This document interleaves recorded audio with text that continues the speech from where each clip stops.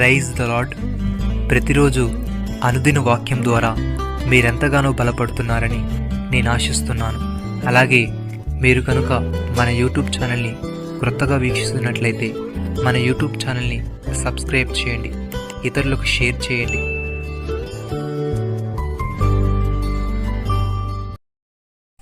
సర్వశక్తుని యందు నీవు ఆనందించెదవు, దేవుని తట్టు నీ ముఖము ఎత్తెదవు. యోబు గ్రంథము 22వ అధ్యాయము 26వ వచనము.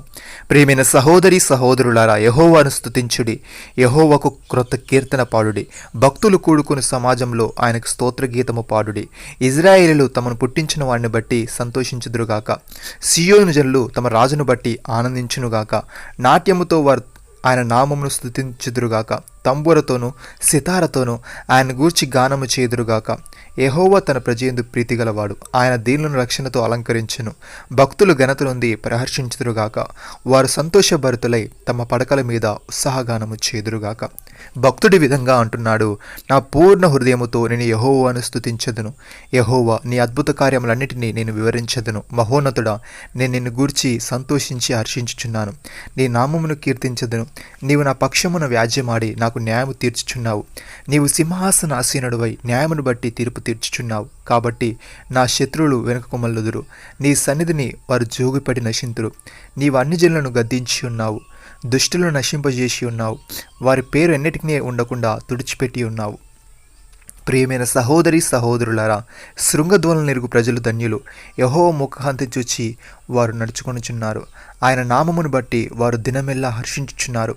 ఆయన నీతి చేత హెచ్చింపబడుచున్నారు. వారి బలము అతిశయాస్పదము యెహోవాయే. ఆయన దయచేతనే వారి కొమ్ము హెచ్చింపబడుచున్నది. వారి కేడము యెహోవా వశము. వారి రాజు ఇజ్రాయేలు పరిశుద్ధ దేవుడు.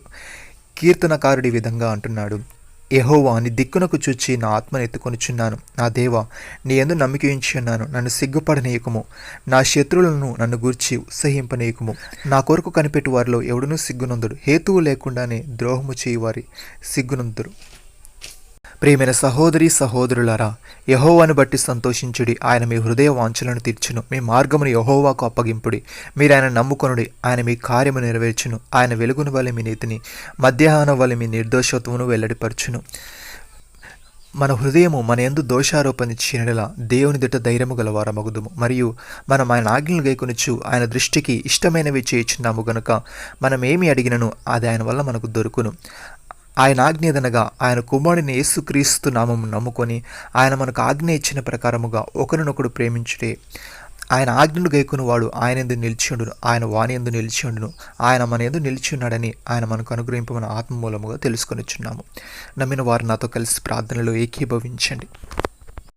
మమ్మల్ని మికిలిగా ప్రేమిస్తున్న మా ప్రియ పరలోకపు తండ్రి, మా ముఖము నీ తట్టు ఎత్తుకుని నిత్యము నిన్ను స్తుతించే వరముగా ఉండుటకు సహాయము దయచేయమని, ఎల్లప్పుడూ నిన్ను బట్టి మేము సంతోషిస్తూ మా మార్గము నీకు అప్పగించి నేను నమ్ముకునే వరముగా ఉండుటకు సహాయము దయచేయమని, మేము నీ ఆజ్ఞలు గైకొనుచు నీ దృష్టికి ఇష్టమైనవి చేయొచ్చు ఎల్లప్పుడూ నీలో నిలిచియుండులాగున కృపచూపమని, మీరు మాకిచ్చిన గొప్ప రక్షణ భాగ్యమును బట్టి వందనాలు చెల్లిస్తూ ప్రభు అయిన యేసు క్రీస్తు నామములో ప్రార్థిస్తున్నాము తండ్రి.